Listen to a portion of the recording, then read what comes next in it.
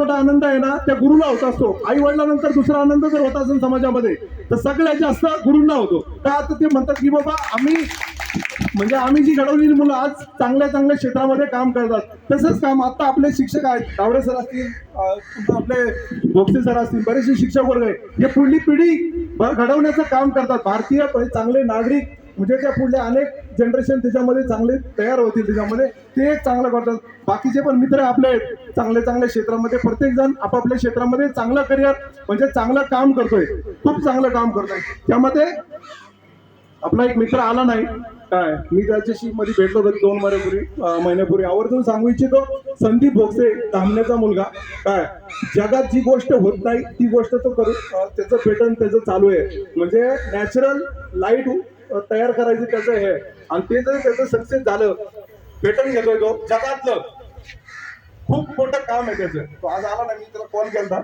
आला नाही. तो खूप चांगला म्हणजे आपली एक तुम्हाला पण अभिमान आहे की बाबा आपला मुलगा काय एक ग्रामीण भागातली शिकलेली मुलं आज एवढ्या मोठ्या क्षेत्रावरती काम करतात.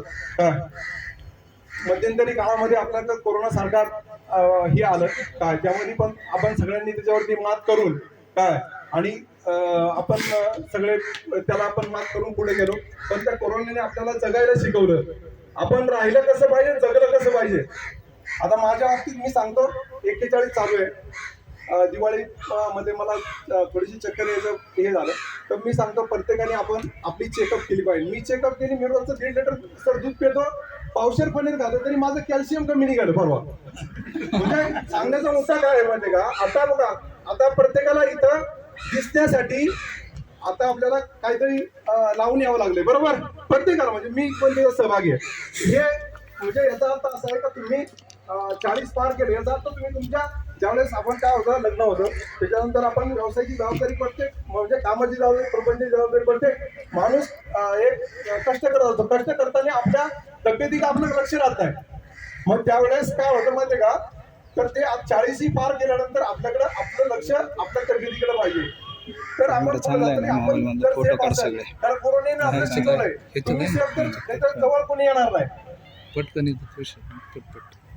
बरोबर. एवढंच बोलतो, चुकीचं काय बोलला असेल, जास्त काय बोलला असेल तर सॉरी.